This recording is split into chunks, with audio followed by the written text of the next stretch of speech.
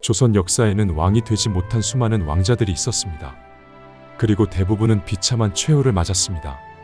권력 다툼 속에서 목숨을 잃었고 유배지에서 생을 마쳤으며 역사의 기록 속에서 사라졌습니다.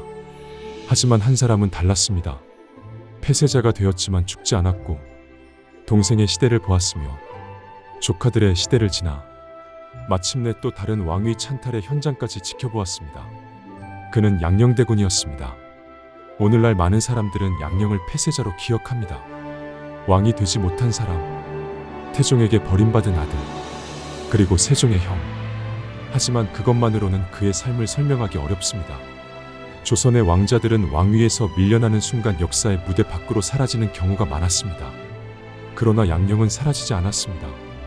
그는 계속 궁궐 주변에 머물렀고 왕실 사람들과 관계를 이어갔으며 새로운 임금들이 즉위하는 모습을 지켜보았습니다. 어쩌면 양녕이라는 인물의 진짜 이야기는 왕세자 시절보다 그 이후에 시작되었는지도 모릅니다. 오늘 이야기는 폐쇄자가 된 이유만을 다루려는 이야기가 아닙니다. 한때 조선의 왕세자였던 사람이 긴 세월 동안 무엇을 보았고 어떤 모습으로 살아갔는지를 따라가 보려 합니다. 지금부터 양녕대군의 이야기를 시작하겠습니다. 1394년 조선이 건국된 지 얼마 지나지 않은 시기였습니다.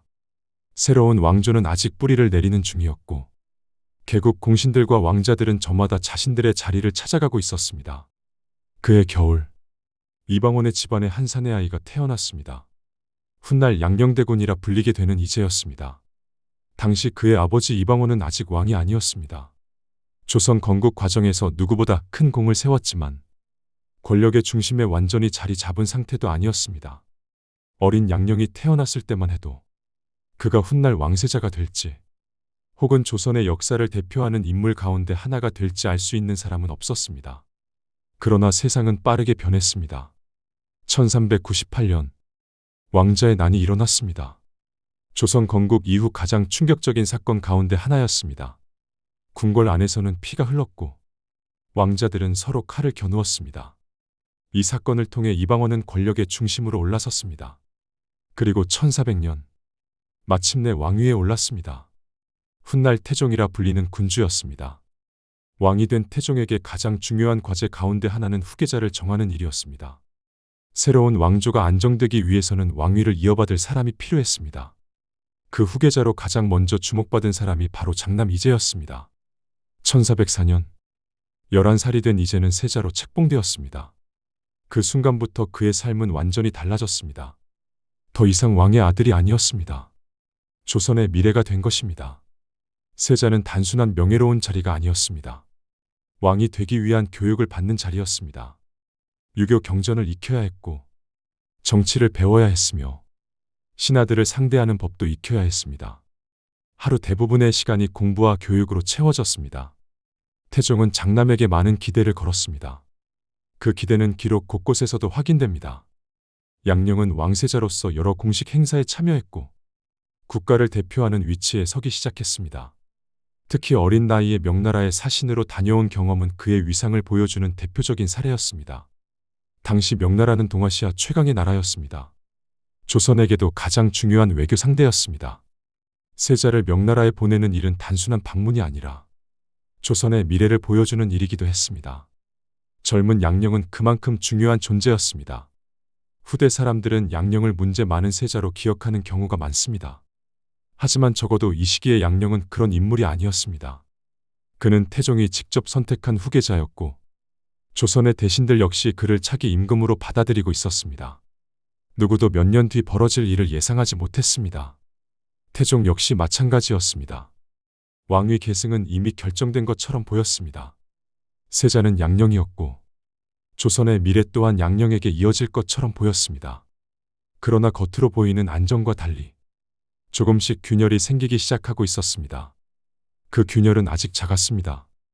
당장 왕위를 흔들 만큼 커 보이지도 않았습니다. 하지만 시간이 흐르면서 그 작은 균열은 결국 태종이 가장 아끼던 장남을 포기하게 만드는 방향으로 나아가게 됩니다. 처음에는 사소한 일처럼 보였습니다. 어린 세자가 공부에 지나치게 흥미를 보이지 않는 일은 드문 일이 아니었습니다. 사냥을 좋아하는 왕자 역시 많았습니다.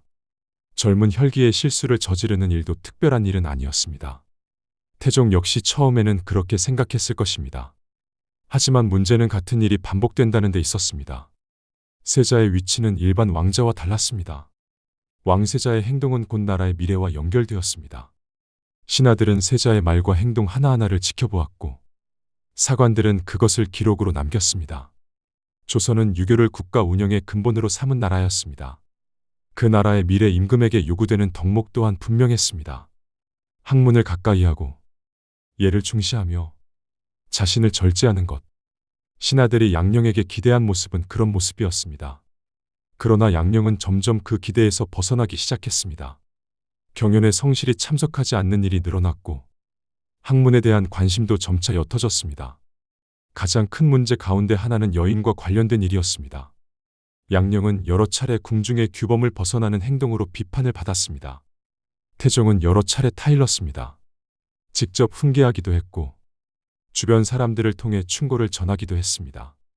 하지만 변화는 오래가지 않았습니다. 잠시 나아지는 듯 하다가도 비슷한 문제가 다시 나타났습니다. 세자가 사냥을 즐기는 것 자체는 문제가 아니었습니다. 문제는 정도였습니다. 신하들이 보기에는 세자가 마땅히 해야 할 일보다 사냥에 더 많은 관심을 보이는 것처럼 보였습니다. 왕세자는 미래의 군주였습니다. 그런데 궁궐 밖으로 나가 말을 달리고 활을 쏘는 일에 더 마음을 두고 있다는 이야기가 반복해서 들려오기 시작했습니다. 시간이 흐를수록 신하들의 걱정도 커졌습니다. 태종 역시 점차 고민에 빠져들었습니다. 아들을 바라보는 아버지의 기대와 후계자를 바라보는 임금의 책임이 서로 충돌하기 시작한 것입니다. 그가 누구보다 잘 알고 있었기 때문입니다. 왕위는 단순히 혈통만으로 이어지는 자리가 아니라는 사실을. 태종 자신이 그 사실을 몸소 증명한 사람이었습니다. 그는 왕자의 난을 통해 왕위에 올랐습니다. 누구보다 왕권의 무게를 알고 있었습니다. 그리고 그 무게를 장남이 감당할 수 있을지 의문을 품기 시작했습니다. 그 무렵 태종의 눈에 점점 자주 들어오기 시작한 인물이 있었습니다. 셋째 아들 충녕대군이었습니다. 충녕은 형과는 다른 모습이었습니다. 학문을 좋아했고 배우는 일을 즐겼으며 궁금한 것이 생기면 끝까지 파고들었습니다. 신하들 사이에서도 그의 총명함은 이미 알려져 있었습니다. 물론 이 시점에서 태종이 충녕을 후계자로 결정한 것은 아니었습니다. 조선은 적장자 계승을 중요하게 여겼습니다. 정비의 장남인 양령을 두고 다른 왕자를 후계자로 세운다는 것은 결코 쉬운 일이 아니었습니다. 태종 역시 그런 사실을 잘 알고 있었습니다. 그래서 더 오랫동안 고민했습니다. 한 번의 실수였다면 넘어갈 수 있었습니다. 한 번의 잘못이었다면 고칠 기회를 줄 수도 있었습니다. 그러나 세자를 둘러싼 문제는 끝나지 않았습니다. 시간이 흐를수록 태종의 기대는 조금씩 흔들리기 시작했습니다. 왕과 아들의 관계도 점점 무거워졌습니다. 아버지는 후계자를 바라보고 있었고 아들은 점점 그 기대에서 멀어지고 있었습니다. 궁궐 안의 공기는 서서히 달라지고 있었습니다. 겉으로는 여전히 양령이 세자였습니다. 국가의 공식 후계자였습니다. 하지만 보이지 않는 곳에서는 변화가 시작되고 있었습니다. 태종은 더 자주 고민했고 신하들은 더 자주 논의했으며 사관들은 더 자주 기록을 남겼습니다. 그리고 마침내 그 변화는 더 이상 감출 수 없는 수준에 이르게 됩니다. 1418년 조선 왕실은 누구도 쉽게 입 밖으로 꺼내지 못했던 결정을 마주하게 됩니다. 왕이 될 것으로 여겨졌던 사람이 왕이 될 수 없는 사람이 되는 순간이 다가오고 있었습니다. 태종은 오랫동안 망설였습니다. 그러나 결국 결심을 내렸습니다. 그 결정은 아버지로서의 결정이 아니라 조선의 국왕으로서 내린 결정이었습니다. 양령의 세자 자격을 박탈한다는 명령이 내려졌습니다. 궁궐은 충격에 휩싸였습니다. 신하들 역시 놀랐습니다. 그동안 여러 차례 논의가 있었지만 실제로 폐쇄자가 이루어질 것이라고 생각한 사람은 많지 않았습니다. 그만큼 왕세자의 자리는 무거운 자리였습니다. 하지만 결정은 번복되지 않았습니다. 10여 년 동안 조선의 미래로 길러졌던 사람이 후계자 자리에서 물러나게 되었습니다. 그리고 그 자리는 충령에게 돌아갔습니다. 훗날 세종이라 불리게 되는 인물이었습니다. 세자가 바뀌는 일은 단순한 인사이동이 아니었습니다. 조선의 미래가 바뀌는 일이었습니다. 그날 이후 양령은 더 이상 왕세자가 아니었습니다. 그러나 그가 역사의 무대에서 사라진 것은 아니었습니다. 오히려 이제부터가 우리가 잘 알지 못하는 양령의 삶이 시작되는 순간이었습니다. 세자에서 폐세자가 된다는 것은 단순히 직책 하나를 잃는 일이 아니었습니다. 그것은 삶 전체가 바뀌는 일이었습니다. 어제까지 자신에게 허리를 굽히던 사람들이 오늘은 다른 사람을 바라보게 됩니다. 어제까지 자신의 말 한마디에 움직이던 관원들이 더 이상 찾아오지 않습니다. 그리고 자신이 당연히 걸어갈 것이라 생각했던 길이 눈앞에서 사라집니다. 1418년, 양령은 더 이상 조선의 후계자가 아니었습니다. 궁궐의 시선도 달라졌습니다. 왕실 사람들의 태도도 달라졌습니다. 무엇보다 가장 크게 달라진 것은 충령의 위치였습니다. 어제까지는 세자의 동생이었던 왕자. 하지만 이제는 나라의 미래가 된 사람이었습니다. 조선의 신하들은 빠르게 움직였습니다. 후계자가 바뀐 이상 국가 역시 새로운 질서에 적응해야 했습니다. 사람들의 관심은 자연스럽게 충령에게 향하기 시작했습니다. 그 과정에서 양령은 한 걸음씩 뒤로 물러나게 됩니다. 흥미로운 점은 여기서부터입니다. 조선 역사에는 폐위된 왕자들이 적지 않았습니다. 그러나 대부분의 경우 그들의 삶은 급격히 축소됩니다. 정치와 멀어지고 기록에서도 점점 사라집니다. 하지만 양령은 달랐습니다. 그는 왕실 안에 남아 있었습니다. 종친으로서의 지위도 유지했습니다. 물론 예전과 같지는 않았습니다. 하지만 완전히 버려진 것도 아니었습니다. 이 사실은 훗날 더욱 흥미로운 질문으로 이어집니다. 태종은 왜 장남을 폐세자까지 만들었으면서도 완전히 내치지는 않았을까? 실록은 그 속마음을 모두 말해주지는 않습니다. 하지만 결과만 놓고 보면 분명한 사실이 있습니다. 양령은 살아남았습니다. 그리고 왕실 중심부와의 연결도 완전히 끊어지지 않았습니다. 그 사이 충령은 새로운 삶을 시작하고 있었습니다. 세자가 된 충령은 예상보다 빠르게 자신의 능력을 보여주기 시작했습니다. 태종은 여전히 국정을 주도하고 있었지만 신하들은 새로운 후계자를 유심히 지켜보았습니다. 충령은 학문을 좋아했습니다. 경전을 읽고 신하들과 토론하는 일을 즐겼습니다. 무엇보다 배우는 것을 두려워하지 않았습니다. 세자의 자리는 사람을 시험하는 자리였습니다. 그리고 충령은 그 시험을 차근차근 통과해 나가고 있었습니다. 반면 양령은 완전히 다른 길을 걷고 있었습니다. 그는 더 이상 국가의 후계자가 아니었습니다. 정치적 책임도 사라졌습니다. 매일같이 경연에 참석할 이유도 없었습니다. 하지만 자유를 얻었다고 해서 모든 것이 편해진 것은 아니었습니다. 그의 이름 앞에는 늘 두 글자가 따라붙었습니다. 폐세자. 왕실 사람들은 그를 그렇게 기억했습니다. 신하들 역시 그렇게 기록했습니다. 한때 왕이 될 예정이었던 사람이라는 사실은 사라지지 않았습니다. 그리고 그것은 오히려 양령을 더욱 특별한 존재로 만들었습니다. 왕이 되지 못한 사람. 그러나 한때 왕이 될 수 있었던 사람. 그 애매한 위치는 훗날 오랫동안 양령을 따라다니게 됩니다. 시간은 흘렀습니다. 1418년의 충격도 조금씩 옅어졌습니다. 사람들은 새로운 세자에게 익숙해졌고 왕실도 새로운 질서에 적응했습니다. 그리고 몇 년 뒤 조선은 또 한 번의 큰 변화를 맞이하게 됩니다. 1422년 태종이 세상을 떠났습니다. 조선을 건국한 세대가 하나둘 역사의 뒤편으로 물러나기 시작한 것입니다. 양령에게도 중요한 순간이었습니다. 그를 세자로 만들었던 사람, 그리고 그를 폐세자로 만들었던 사람, 아버지 태종이 세상을 떠난 것입니다. 기록은 양령이 그 순간 어떤 감정을 느꼈는지 자세히 전하지 않습니다. 그러나 한 가지는 분명합니다. 그날 이후 양령은 더 이상 태종의 아들이 아니라 세종의 형으로 살아가게 됩니다. 그리고 이것이 양령 인생의 두 번째 막을 열게 됩니다. 세종이 왕위에 오른 뒤에도 양령은 왕실 안에 머물렀습니다. 형제의 관계는 완전히 끊어지지 않았습니다. 오히려 세종은 형을 예우했습니다. 이 점은 후대 사람들에게도 의문으로 남았습니다. 왜 세종은 형을 그렇게까지 배려했을까? 그 질문에 대한 답은 앞으로 여러 사건 속에서 조금씩 드러나게 됩니다. 하지만 당시 신하들의 생각은 달랐습니다. 그들은 폐세자를 경계했습니다. 왕실 안에 남아있는 전직 왕세자. 그 존재 자체가 불안 요소라고 생각한 것입니다. 특히 양령의 행동이 문제가 될 때마다 비판은 더욱 거세졌습니다. 그리고 얼마 지나지 않아 신하들의 우려를 자극하는 사건들이 다시 나타나기 시작합니다. 왕자를 잃은 뒤에도 양령은 여전히 양령이었습니다. 그리고 그것은 세종시대 내내 반복되는 논쟁의 시작이 되었습니다. 세종이 즉위한 뒤에도 양령은 사람들의 입에 자주 오르내렸습니다. 왕실 종친 가운데서도 유독 그랬습니다. 그 이유는 단순했습니다.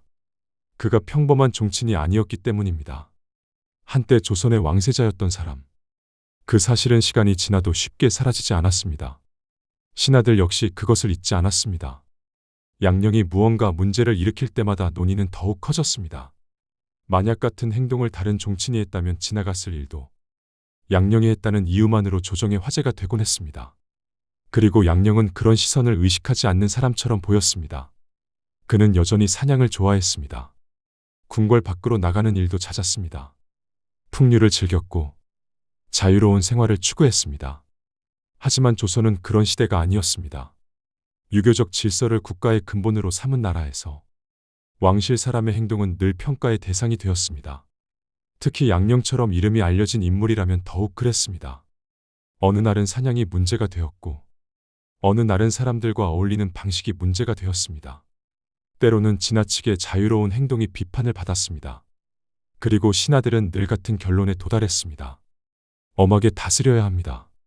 그들의 입장에서 보면 이상한 주장도 아니었습니다.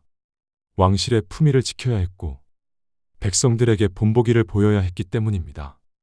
그러나 그때마다 예상치 못한 벽에 부딪혔습니다. 바로 세종이었습니다. 신하들이 양령을 비판하면 세종은 대개 형을 감쌌습니다. 물론 모든 행동을 옳다고 한 것은 아니었습니다. 잘못을 잘못이라고 말하지 않은 것도 아닙니다. 하지만 처벌 수위를 높이거나 강한 조치를 취하자는 의견에는 쉽게 동의하지 않았습니다. 실록을 읽다 보면 이런 장면이 반복해서 등장합니다. 신하들은 강경한 처분을 요구합니다. 세종은 듣습니다. 그러나 최종 결론은 늘 비슷했습니다. 형을 크게 벌하지 않는 것이었습니다. 이런 일이 한두 번이었다면 우연이라고 할 수도 있습니다. 하지만 수십 년 동안 반복됩니다. 그래서 후대 사람들도 자연스럽게 궁금해하게 됩니다. 세종은 왜 그렇게까지 형을 보호했을까? 형제 때문이었을까? 아니면 정치적 판단이었을까? 실록은 명확한 답을 남기지 않습니다. 다만 결과만은 분명하게 남아 있습니다. 양령은 계속 왕실 안에 머물렀습니다. 그리고 세종은 계속 형을 지켜주었습니다. 흥미로운 것은 양령 역시 세종에게 공개적으로 맞서는 모습을 보이지 않았다는 점입니다. 그는 더 이상 왕위를 이야기하지 않았습니다. 세자를 바꾸어야 한다는 주장도 하지 않았습니다. 자신을 따르는 세력을 만들려는 움직임도 보이지 않았습니다. 이것은 매우 중요한 부분입니다. 조선 역사에서 왕위 계승 문제는 언제나 위험했습니다. 잠재적인 경쟁자는 존재만으로도 위협이 될 수 있었습니다. 하지만 세종시대의 양령은 그런 인물로 보이지 않습니다. 그는 정치의 중심으로 돌아가려 하지 않았습니다. 대신 자신만의 방식으로 살아갔습니다. 문제는 그 방식이 조선의 기준에서는 종종 문제가 되었다는 것입니다. 양령은 규범을 중요하게 생각하는 인물이라기보다 자신이 하고 싶은 일을 따르는 사람에 가까웠습니다. 왕세자 시절에도 그랬고 폐세자가 된 뒤에도 크게 달라지지 않았습니다. 어쩌면 그것이 그를 폐세자로 만들었던 이유 가운데 하나였는지도 모릅니다. 그리고 어쩌면 그것이 세종이 형을 이해할 수 있었던 이유였는지도 모릅니다. 시간은 계속 흘렀습니다. 궁궐에서는 새로운 정책들이 시행되었습니다. 농업 제도가 정비되었고 과학 기술이 발전했습니다. 집현전 학자들이 왕 곁에서 연구를 이어갔습니다. 조선은 점점 안정된 국가로 성장해 갔습니다. 그러는 동안 양령은 조금 떨어진 곳에서 그 변화를 바라보았습니다. 한때 자신이 앉아 있었을지도 모르는 자리에 동생이 앉아 있는 모습을 보며 하지만 양령은 그 시대의 주인공이 아니었습니다. 세종의 시대가 시작된 뒤 양령은 점차 다른 의미의 인물이 되어가고 있었습니다. 왕이 되지 못한 사람, 그러나 여전히 모두가 기억하는 사람. 그 독특한 위치는 시간이 갈수록 더욱 선명해졌습니다. 그리고 세월이 흐를수록 세종과 양령의 관계를 상징적으로 보여주는 사건들이 하나둘 나타나기 시작합니다. 그 가운데 가장 유명한 사건은 훗날 세종이 직접 형이 집을 찾게 되는 일로 이어집니다. 왕이 폐세자의 집을 찾아간다는 것. 그것은 당시 사람들에게도 매우 특별한 일이었습니다. 1446년, 세종 제위 28년, 조선은 이미 안정된 국가로 자리 잡고 있었습니다. 북방의 방어 체계는 정비되었고 농업과 과학기술은 발전하고 있었습니다. 집현전 학자들은 새로운 지식을 연구하고 있었으며 세종은 바쁜 국정을 이끌고 있었습니다. 그 무렵의 세종은 젊은 왕이 아니었습니다. 수많은 국정을 직접 처리하며 살아온 세월은 그의 몸에도 흔적을 남기고 있었습니다. 눈은 점점 나빠지고 있었고 다리의 통증도 심해지고 있었습니다. 건강은 예전 같지 않았습니다. 하지만 그는 여전히 조선의 중심에 있었습니다. 그리고 그 시기 조정 신하들을 의아하게 만드는 일이 벌어졌습니다. 세종이 형 양령을 만나기 위해 직접 거처를 찾은 것입니다. 오늘날의 기준으로 보면 이상할 것이 없는 일처럼 보일 수 있습니다. 하지만 당시에는 달랐습니다. 임금은 나라의 상징이었습니다. 왕이 궁궐 밖으로 나가는 일 자체가 매우 신중하게 이루어졌습니다. 하물며 폐쇄자의 집을 찾는다는 것은 더욱 특별한 일이었습니다. 신하들 가운데는 우려를 나타내는 사람들도 있었습니다. 왕의 체면을 생각해야 한다는 의견도 있었고 지나친 예우라는 시선도 있었습니다.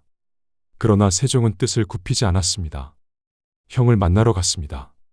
그 장면은 여러 가지 생각을 하게 만듭니다. 1418년 양령이 세자 자리에서 물러난 지 이미 28년이 지난 시점이었습니다. 그동안 세종은 조선의 임금으로 살았고 양령은 왕실 종친으로 살아왔습니다. 서로의 삶은 완전히 달랐습니다. 하지만 형제라는 사실만은 변하지 않았습니다. 어쩌면 세종은 누구보다 양령을 잘 이해하는 사람이었을지도 모릅니다. 형의 장점도 알고 있었고 약점도 알고 있었습니다. 어린 시절부터 함께 자란 사람만이 알 수 있는 부분들이 있었을 것입니다. 그리고 세종은 그것을 끝내 잊지 않았습니다. 이 무렵 양령은 이미 중년을 넘어 노년에 접어들고 있었습니다. 젊은 시절의 혈기는 많이 사라졌지만 그의 이름은 여전히 조정에서 언급되고 있었습니다. 신하들의 비판도 완전히 사라진 것은 아니었습니다. 다만 예전과는 분위기가 달라졌습니다. 시간이 흐르면서 사람들은 조금씩 깨닫기 시작했습니다. 양령은 더 이상 왕위를 위협하는 존재가 아니라는 사실을. 그는 정치적 야심을 드러내지 않았고 권력을 잡으려는 움직임도 보이지 않았습니다. 오히려 세월이 흐를수록 왕실의 원로에 가까운 위치가 되어가고 있었습니다. 그러나 그 변화는 하루아침에 이루어진 것이 아니었습니다. 수십 년이라는 시간이 필요했습니다. 그리고 그 시간은 양령뿐 아니라 세종에게도 똑같이 흘러가고 있었습니다. 세종 역시 늙어가고 있었습니다. 한때 총명한 청년 왕자였던 충령은 어느새 노쇠한 군주가 되어 있었습니다. 그가 이루어낸 업적은 이미 셀 수 없을 정도로 많았습니다. 하지만 세종도 결국 한 인간이었습니다. 병은 점점 깊어졌고 몸은 점점 약해졌습니다. 궁궐 안에서는 왕의 건강을 걱정하는 목소리가 늘어나기 시작했습니다. 그리고 마침내 1450년 조선을 뒤흔드는 소식이 전해집니다. 세종이 세상을 떠난 것입니다. 조선 역사상 가장 위대한 군주 가운데 한 사람의 시대가 막을 내렸습니다. 나라 전체가 슬픔에 잠겼습니다. 신하들은 통곡했고 백성들도 임금의 죽음을 애도했습니다. 궁궐 안 역시 깊은 침묵에 잠겼습니다. 양령에게도 그것은 특별한 사건이었습니다. 그가 잃은 것은 단순히 임금이 아니었습니다. 동생이었습니다. 어린 시절을 함께 보냈고 왕세자 시절을 함께 지나왔으며 오랜 세월 동안 자신을 지켜주었던 사람이었습니다. 세종이 없었다면 양령의 삶은 전혀 다른 방향으로 흘러갔을지도 모릅니다. 하지만 이제 세종은 없었습니다. 양령은 살아있었고 세종은 떠났습니다. 생각해보면 묘한 일이었습니다. 왕이 될 예정이었던 형은 살아있었고 왕이 되어 조선을 이끌었던 동생은 먼저 세상을 떠난 것입니다. 그 순간부터 양령은 또 다른 시대를 맞이하게 됩니다. 세종의 시대가 끝난 뒤에도 그의 삶은 계속 이어졌습니다. 그리고 앞으로도 여러 명의 왕이 더 등장하게 됩니다. 문종, 단종, 그리고 세조. 왕들은 계속 바뀌어갔지만 양령은 여전히 역사의 곁에 남아 있었습니다. 마치 오랫동안 흐르는 강가에 홀로 서 있는 나무처럼 시대가 바뀌는 모습을 묵묵히 바라보며 살아가고 있었습니다. 그리고 이제 조선은 다시 한번 거대한 소용돌이 속으로 들어가게 됩니다. 세종이 떠난 뒤 얼마 지나지 않아 왕실은 또 한 번 피할 수 없는 선택의 순간을 맞이하게 됩니다. 1450년 세종의 뒤를 이어 문종이 왕위에 올랐습니다. 문종은 오랫동안 세자로 살아온 인물이었습니다. 아버지 세종의 곁에서 국정을 배웠고 나라의 중요한 일들을 함께 처리했습니다. 신하들 역시 문종의 능력을 인정하고 있었습니다. 누구도 새로운 왕의 자질을 의심하지 않았습니다.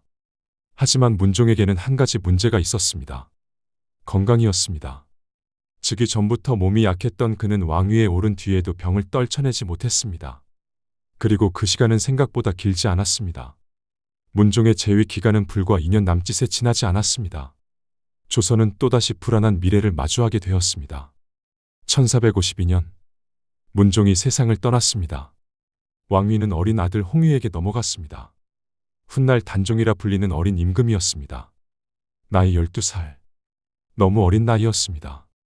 궁궐 안에는 다시 긴장이 감돌기 시작했습니다. 어린 왕이 즉위한다는 것은 언제나 위험한 일이었습니다. 왕을 대신해 정사를 돌볼 대신들과 왕실 어른들의 영향력이 커질 수밖에 없었기 때문입니다. 실제로 단종 즉위 이후 조정은 미묘하게 흔들리기 시작했습니다. 대신들은 서로 다른 생각을 가지고 있었고 왕실 내부 역시 완전히 하나가 아니었습니다. 그리고 그 중심에는 여러 왕족들이 있었습니다.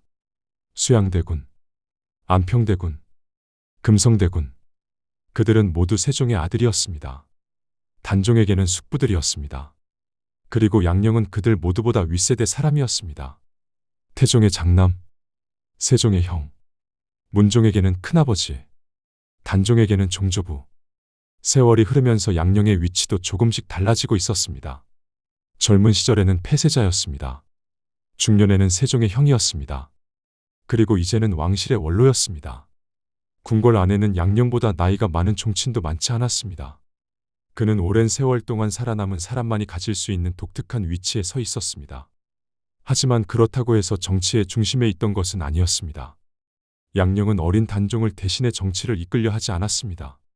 전국을 주도하려 하지도 않았습니다. 그저 왕실의 어른으로 남아 있었습니다.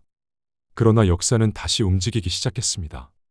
1453년 개유년, 훗날 개유정난이라 불리게 되는 사건이 일어납니다. 수양대군이 움직였습니다. 김종서를 비롯한 대신들이 제거되었고 조정의 권력 구조는 단숨에 바뀌었습니다. 조선 건국 이후 수차례 반복되었던 권력 투쟁이 다시 모습을 드러낸 것입니다. 궁궐 안에는 긴장과 공포가 퍼졌습니다. 어제까지 권력을 쥐고 있던 사람들이 하루아침에 사라졌습니다. 왕은 여전히 단종이었지만 실질적인 권력은 점점 수양대군에게 모여들고 있었습니다. 양령은 이 모든 일을 지켜보고 있었습니다. 어쩌면 누구보다 복잡한 심정이었을지도 모릅니다. 그는 이미 젊은 시절에 왕자의 난을 경험한 사람이었습니다. 1398년 그리고 1400년 피로 얼룩진 권력 다툼이 어떤 결과를 가져오는지 직접 보았습니다. 그때 칼을 들었던 사람은 그의 아버지 태종이었습니다. 그리고 지금 또 다른 왕자가 권력을 향해 움직이고 있었습니다. 역사는 마치 같은 장면을 반복하는 것처럼 보였습니다. 물론 상황은 완전히 같지 않았습니다. 시대도 달랐고 사람도 달랐습니다. 그러나 왕실 내부에서 벌어지는 권력 경쟁이라는 점만은 크게 다르지 않았습니다. 후대 기록을 보면 양령은 세조 정권과 크게 충돌하지 않았습니다. 오히려 협력적인 태도를 보였던 것으로 평가됩니다. 다만 여기서 조심해야 할 부분이 있습니다. 양령이 개유정난을 주도했다거나 적극적으로 계획에 참여했다는 식으로 단정할 수 있는 기록은 없습니다. 확실하게 말할 수 있는 것은 그가 이후 수양대군 그리고 세조와 적대적인 관계에 있지 않았다는 점입니다. 아마도 그는 누구보다 권력의 무서움을 잘 알고 있었을 것입니다. 왕위가 사람을 어떻게 바꾸는지, 왕실이 어떻게 피를 흘리게 되는지, 그리고 그런 싸움이 어떤 상처를 남기는지 그는 이미 오래전에 경험한 사람이었습니다. 1455년 결국 수양대군은 왕위에 오릅니다. 세조의 시대가 시작된 것입니다. 어린 단종은 왕좌에서 물러나게 됩니다. 조선은 또 한 번의 큰 변화를 맞이했습니다. 그리고 그 순간에도 양령은 살아 있었습니다. 세종이 떠나는 것을 보았고 문종이 떠나는 것을 보았으며 단종이 왕좌를 잃는 장면까지 보게 된 것입니다. 왕들은 계속 바뀌었습니다. 그러나 양령은 여전히 왕실 안에 남아 있었습니다. 한때 가장 먼저 왕이 될 것으로 여겨졌던 사람이 이제는 가장 오래 살아남은 왕족 가운데 한 사람이 되어가고 있었습니다. 그리고 세조시대에 들어서면서 사람들은 더 이상 양령을 폐쇄자라는 한 단어만으로 설명하기 어려워지기 시작합니다. 그는 점점 왕실의 역사를 기억하는 산증인에 가까운 존재가 되어가고 있었습니다. 세조가 즉위한 뒤 조선은 다시 안정을 찾아가는 듯 보였습니다. 그러나 그 안정은 결코 평온한 안정이 아니었습니다. 왕위가 바뀌는 과정에서 많은 사람들이 희생되었습니다. 누군가는 목숨을 잃었고, 누군가는 유배를 떠났으며, 누군가는 역사 속에서 사라졌습니다. 왕실 역시 예외가 아니었습니다. 세종의 아들들이었던 여러 대군들은 서로 다른 운명을 맞이하게 됩니다. 그 가운데 가장 비극적인 인물로 자주 언급되는 사람은 안평대군이었습니다. 세종의 셋째 아들, 예술과 학문을 사랑했던 왕자, 훗날 몽유도원도로도 유명한 인물이었습니다. 그러나 개유정난 이후 그의 운명은 급격히 바뀌었습니다. 수양대군과 정치적으로 대립하게 되었고 결국 제거되고 맙니다. 양녕은 이 과정을 지켜보았습니다. 그리고 기록에 따르면 안평대군에 대해 동정적인 태도를 보이기보다는 비교적 냉정한 입장을 취했습니다. 후대 사람들의 기대와는 다른 모습입니다. 많은 사람들은 왕위 계승 과정에서 밀려난 양녕이 비슷한 처지에 놓인 사람들에게 더 공감했을 것이라 생각합니다. 하지만 실제 기록 속 양녕은 단순한 피해자의 모습으로만 남아있지 않습니다. 그는 자신의 생각을 가진 인물이었고 때로는 세조 정권의 입장에 가까운 모습을 보이기도 했습니다. 그래서 양녕은 더욱 복잡한 인물이 됩니다. 선한 사람과 악한 사람, 피해자와 가해자, 이런 단순한 구분으로 설명하기 어려운 사람. 그것이 실록 속 양녕의 모습입니다. 세조시대가 이어지면서 양녕의 나이도 점점 많아졌습니다. 어느덧 환갑을 넘긴 노인이 되었습니다. 젊은 시절의 왕세자는 사라졌습니다. 대신 수많은 시대를 지나온 노인이 남아 있었습니다. 흥미로운 것은 이 시기에 양녕이 오히려 이전보다 더 높은 예우를 받았다는 점입니다. 그는 태종의 장남이었고 세종의 형이었습니다. 왕실 안에서 그의 위치는 매우 독특했습니다. 왕족들 가운데 그보다 윗세대 사람은 거의 남아있지 않았습니다. 새로운 세대의 왕자들과 종친들은 양녕을 바라보며 태종 시대를 떠올렸습니다. 세종을 기억하는 사람들도 점점 줄어들고 있었습니다. 하지만 양녕은 여전히 살아 있었습니다. 마치 오래된 시대와 현재를 연결하는 다리처럼. 그런데 바로 그 무렵 예상치 못한 사건이 일어납니다. 1459년 양녕의 나이 66살 무렵이었습니다. 이미 노인이라 불러도 이상하지 않은 나이였습니다. 그는 남쪽 지방을 여행하고 있었습니다. 당시 왕족들의 지방 여행은 드문 일이 아니었습니다. 온천을 찾기도 했고 경치를 구경하기도 했으며 때로는 사냥을 즐기기도 했습니다. 양녕 역시 그런 여정 가운데 있었습니다. 그가 머문 곳 가운데 하나가 지금의 부산 지역이었습니다. 당시 동네 일대는 온천으로도 알려진 곳이었습니다. 양녕은 이곳에서 머무르며 시간을 보내고 있었습니다. 그런데 뜻밖의 문제가 발생합니다. 지역의 무사들과 관리들이 양녕 주변으로 모여들기 시작한 것입니다. 활쏘기 행사도 열렸습니다. 처음에는 별것 아닌 일처럼 보였습니다. 노년의 왕족이 지방을 여행하며 사람들과 교류하는 장면. 그 정도로 여겨질 수도 있었습니다. 하지만 조정의 시선은 달랐습니다. 상황을 보고받은 일부 관리들은 불안함을 느꼈습니다. 한때 왕세자였던 사람, 그리고 지금도 왕실에서 큰 영향력을 가진 인물, 그 주변에 무사들이 모여 활을 쏘고 있다는 사실이 의심을 불러일으킨 것입니다. 혹시 다른 뜻이 있는 것은 아닐까? 혹시 세력을 모으고 있는 것은 아닐까? 오늘날의 시각으로 보면 지나친 걱정처럼 보일 수도 있습니다. 그러나 조선은 왕권을 둘러싼 갈등을 여러 차례 경험한 나라였습니다. 태종의 왕자의 난, 개유정난, 수많은 사례들이 사람들을 예민하게 만들었습니다. 그리고 그 중심에는 늘 왕족들이 있었습니다. 결국 이 일은 조정까지 보고됩니다. 양녕은 뜻하지 않게 의심의 대상이 되었습니다. 흥미로운 점은 여기서 나타납니다. 세조의 반응이었습니다. 세조는 양녕을 강하게 처벌하지 않았습니다. 오히려 상황을 확대하지 않았습니다. 결국 큰 문제로 번지지 않은 채 사건은 마무리됩니다. 생각해보면 묘한 일입니다. 젊은 시절의 양녕은 태종의 걱정을 샀고 중년의 양녕은 신하들의 비판을 받았으며 노년의 양녕은 역모 의혹에 휘말립니다. 그런데도 그는 살아남습니다. 그리고 왕실 안에 남아있습니다. 마치 그의 인생 전체가 그런 시기였습니다. 언제나 논란의 중심 가까이에 있었지만 완전히 무너지지는 않았습니다. 어쩌면 그것이 양녕이라는 인물을 가장 설명하는 특징일지도 모릅니다. 그는 조용한 사람이 아니었습니다. 그러나 위험한 반역자도 아니었습니다. 사람들은 그를 경계했지만 결국 그를 제거하지는 않았습니다. 그리고 세월은 계속 흘러갔습니다. 이제 양령의 삶도 마지막 시기를 향해 가고 있었습니다. 하지만 그의 이야기는 아직 끝나지 않았습니다. 노년의 양령에게는 사람들이 잘 알지 못하는 또 다른 모습이 남아 있었습니다. 정치와 권력의 이야기 뒤에 가려진 한 인간 양령의 모습이었습니다. 역사 속 인물들은 종종 한 장면으로 기억됩니다. 어떤 이는 전쟁으로 기억되고 어떤 이는 개혁으로 기억됩니다. 그리고 어떤 이는 실패한 순간으로 기억됩니다. 양령 역시 그런 인물 가운데 하나였습니다. 많은 사람들은 그를 떠올릴 때 가장 먼저 폐쇄자를 생각합니다. 왕위에 오르지 못한 사람, 세종에게 자리를 내준 형, 문제를 일으켜 후계자 자리에서 물러난 왕자. 하지만 한 사람의 삶은 언제나 그것보다 복잡합니다. 양령에게도 폐쇄자라는 이름만으로 설명할 수 없는 시간이 있었습니다. 정치와 권력의 중심에서 멀어진 뒤 그는 다른 방식으로 자신의 삶을 채워나갔습니다. 기록에 따르면 양령은 시를 좋아했고 글씨에도 재능이 있었습니다. 실제로 후대에는 그의 글씨를 높이 평가하는 이야기가 적지 않게 전해졌습니다. 젊은 시절에 그는 활쏘기와 사냥을 즐겼고 나이가 들어서는 풍류를 즐겼습니다. 이런 모습은 세종과도 대조적입니다. 세종은 끊임없이 배우고 연구하는 사람이었습니다. 반면 양령은 세상을 즐기며 살아가는 사람에 가까웠습니다. 어느 쪽이 더 옳다고 말할 수는 없습니다. 다만 두 사람은 매우 다른 성향을 가진 형제였다는 사실만은 분명합니다. 어쩌면 그것이 그들의 운명을 갈라놓은 이유 가운데 하나였는지도 모릅니다. 후대에는 숭례문 현판과 관련된 이야기도 전해집니다.